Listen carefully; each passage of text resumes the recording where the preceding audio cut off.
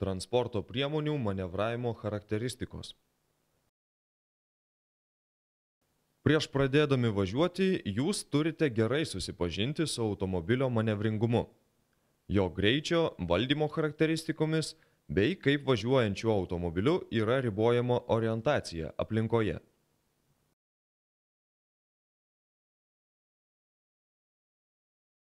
Taip pat turite žinoti ir sugebėti įvertinti kitų transporto priemonių, tai yra lengvųjų, krovininių automobilių, sunkvežimių, motociklų, mopedų ir dviračių manevravimo charakteristikas bei jų ribotumus. Jūs turite išmokti numatyti, kas netrukus kelyje gali nutikti ir įvertinti rizikos faktorių, savo ir kitiems, kai per arti priartėjate prie kitos transporto priemonės. Vertindami kitas transporto priemonės, turite sugebėti įvertinti jų greičio, valdymo charakteristikas bei vairuotojo sugebėjimą orientuotis kelyje. Automobilio greičio charakteristika reiškia tam tikras transporto priemonės greičio galimybės. Tai yra, kaip greitai transporto priemonė gali įsibėgėti, kokiu didžiausiu greičiu ji gali važiuoti, bei kaip greitai transporto priemonė gali būti saugiai sustabdyta. Į transporto priemonės valdymo charakteristiką įeina vairavimo jautrumas. Tai yra, kaip gerai automobilis valdomas, kai sukamas vairas, ar stabiliai išlaikoma važiavimo kryptis, kiek automobilis nukrypsta nuo kurso jam važiuojant tiesiai. Ir važiavimo priklausomybė nuo šoninio vėjo.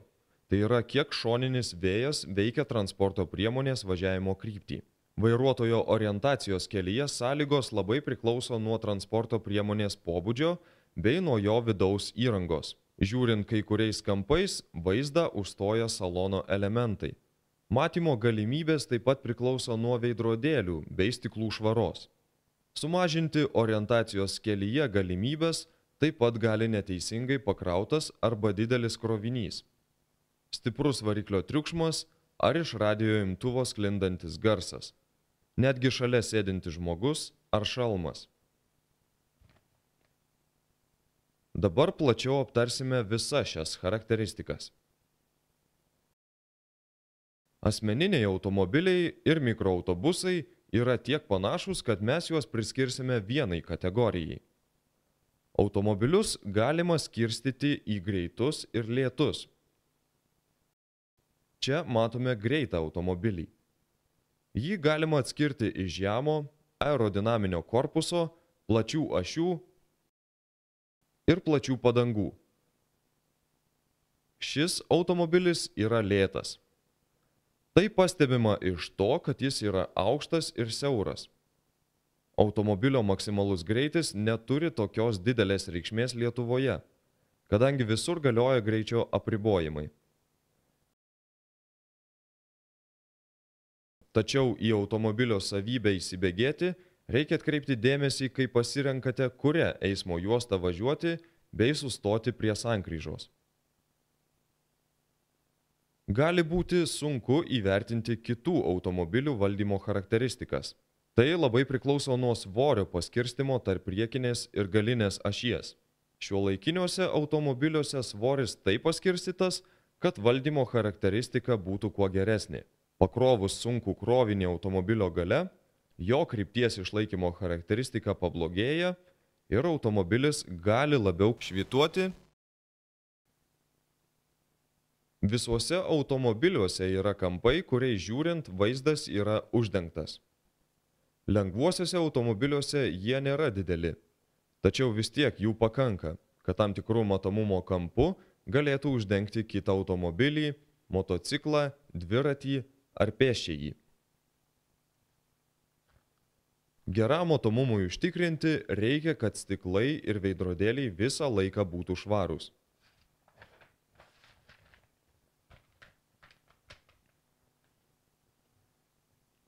Sunkvežimiai yra galingi automobiliai, tačiau jiems reikia daugiau laiko įsibėgėti, nei lengvajam automobiliui.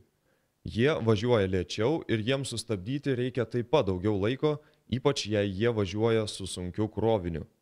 Tačiau mažų ir vidutinio dydžio krovininių automobilių greičio charakteristikos yra panašios į lengvųjų automobilių. Važiuojantys į kalną sunkvežimiai praranda dalį greičio. Todėl prieš lenkiant sunkvežimį nepriartėkite prie jo per daug.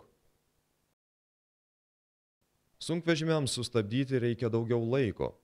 Todėl jei pamatote gale netoli jūsų važiuojantį sunkvežimį, jei leidžia greičio apribojimas, padidinkite truputį greitį atstumui padidinti arba pasitraukite truputį į šoną ir leiskite sunkvežimiui jūs aplenkti.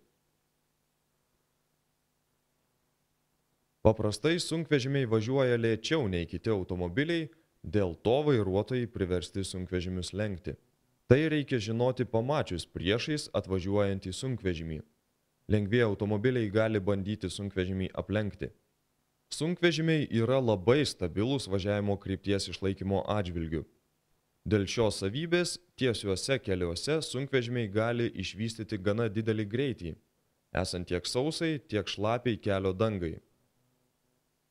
Sunkvežimiams reikia žymiai daugiau vietos darant posūkius bei manevruojant. Čia matome, kad sukdamas sunkvežimis turėjo išvažiuoti į priešingos krypties eismo juostą.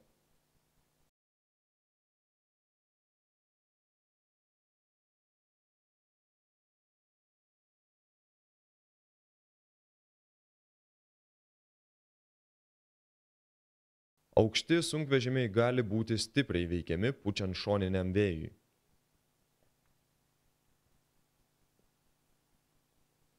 Sunkvežimio vairuotojas gerai mato kelią į priekį, tačiau ne taip gerai į šonus, o vaizdas atgal yra visiškai užstojamas. Matyti tai, kas vyksta gale, vairuotojas gali tik žiūrėdamas į didelius veidrodžius. Dėl galingo variklio keliamo triukšmo sunkvežimio vairuotojas sunkiau gali išgirsti kitus garsus. Tiek lengvojo automobilio, tiek sunkvežimio su priekaba įsibėgėjimo greičio charakteristika pablogėja, išvystomas mažesnis maksimalus greitis, o stabdymo kelias pailgėja. Lengvieji automobiliai su priekabomis važiuoja labai panašiai kaip sunkvežimiai, ypač jei priekaba yra sunki. Jie praranda dalį greičio važiuodami į kalną, jiems reikia ilgesnio kelio stabdymo metu ir dažnai juos tenka lenkti.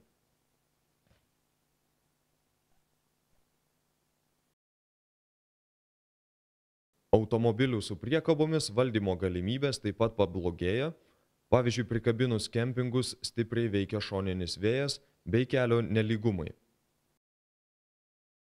Kaip ir sunkvežimiams, automobiliams su priekabomis reikia daugiau vietos manevravimui. Automobilių su priekabomis, ypač su kempingais, orientacijos kelyje galimybės yra gerokai blogesnės. Atminkite, kad vairuotojas savo automobiliu tempiantis kempingo priekabą gali būti nepratęs orientuotis žiūrėdamas į veidrodėlius. Traktoriai priklauso labai lėtų motorinių transporto priemonių klasiai. Jų maksimalus greitis yra apie 30 km. Jei prie traktorių prikabinta priekaba, jų stabdymo charakteristikos pablogėja, kadangi dauguma priekabų būna be stabdžių.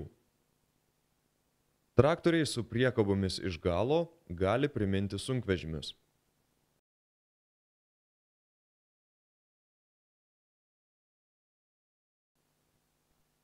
Traktoriaus be kabinos vairuotojas gali matyti vaizdą visomis kryptimis. Jei traktorius yra su kabina, vaizdas, kaip ir lengvuosiuose automobiliuose, kai kuriais kampais užstojamas. Jūs galite susidurti su senesniais traktoriais be posūkio šviesų. Tokiu atveju vairuotojas, norėdamas pasukti tą kryptimi, ištiesia ranką. Kartais gali pasitaikyti traktoriai tempiantį žemės ūkio mašiną, kuri yra platesnė nei traktorius. Tokiais atvejais, lenkdami traktorių, palikite tarp traktoriaus ir jūsų didesnį šoninį atstumą. Jei plotis viršyje 2,55 metro, būtini leidimai važiuoti keliu, bet žemės ūkio mašinoms šviesiu paros metu važiuojant iš vieno lauko į kitą tokio leidimo nereikia. Iš visų motorinių transporto priemonių motociklai greičiausiai įsibėgėja. Jie pasiekia didelį maksimalų greitį, tačiau jų stabdymo charakteristikos yra žymiai blogesnės nei lengvųjų automobilių. ypač esant šlapiai kelio dangai. Kartais, žiūrint iš priekio, gali būti sunku atskirti motociklą nuo mopedo. Pagrindinis skirtumas yra tas, kad motociklo ratai ir korpusas yra didesni. Iš galo motociklą galima atskirti pagal tai, kad prie jo yra pritvirtintas numeris. Kaip jau minėta, motociklai yra greiti, todėl į tai reikia atkreipti dėmesį, pavyzdžiui, įvažiuojant į pagrindinį kelią iš šalutinio kelio. Kai jų greitis mažas, motociklai nėra stabilūs. Jie yra žymiai stabilesni esant dideliam greičiui. Taip pat motociklus veikia šoninis vėjas ir dėl šoninio vėjo jų važiavimo kryptis gali būti labai nestabili. Motociklininkams vaizdą užgožia šalmas ir akiniai. Dėl šalmo matomumas labai pablogėja lyjant ir esant dulksnai. Taip pat dėl šalmo motociklininkas žymiai blogiau gali girdėti aplinkinius garsus, nes šalmas sulaiko garsą. Ne visuose motocikluose yra veidrodėliai, todėl prieš sukdamas motociklininkas gali būti priverstas atsisukti ir pažiūrėti atgal. Tokiais atvejais motociklas tampa žymiai mažiau kontroliuojamas. Mopedas važiuoja daugiausiai 45 km/h greičiu. Paprastai dviračiai yra lėtesni nei mopedai, tačiau sportiniai dviračiai taip pat gali važiuoti gana greitai. Tiek dviračių, tiek mopedų stabdymo galimybės nėra labai geros. Daug dviračių turi tik galinio rato stabdžius. Pradedant važiuoti dviračiu, iš pradžių labai sunku įsibėgėti, ypač pradedant važiuoti didelę pavarą. Tiek dviračiai, tiek mopedai nėra stabilūs ir yra labai veikiami šoninio vėjo. Kaip ir motociklininkas, mopedo vairuotojas dėl šalmo negali gerai matyti visomis kryptimis.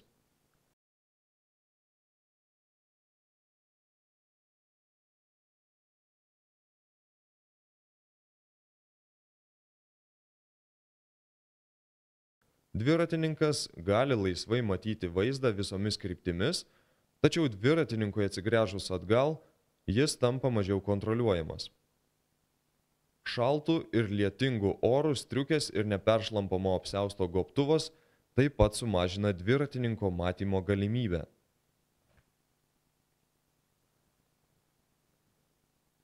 Gero vairuotojo savybė yra gebėjimas suprasti ir skaityti tai, kas vyksta aplink jį. Tai yra matyti ir numatyti eismo aplinkybės. 6 skyrius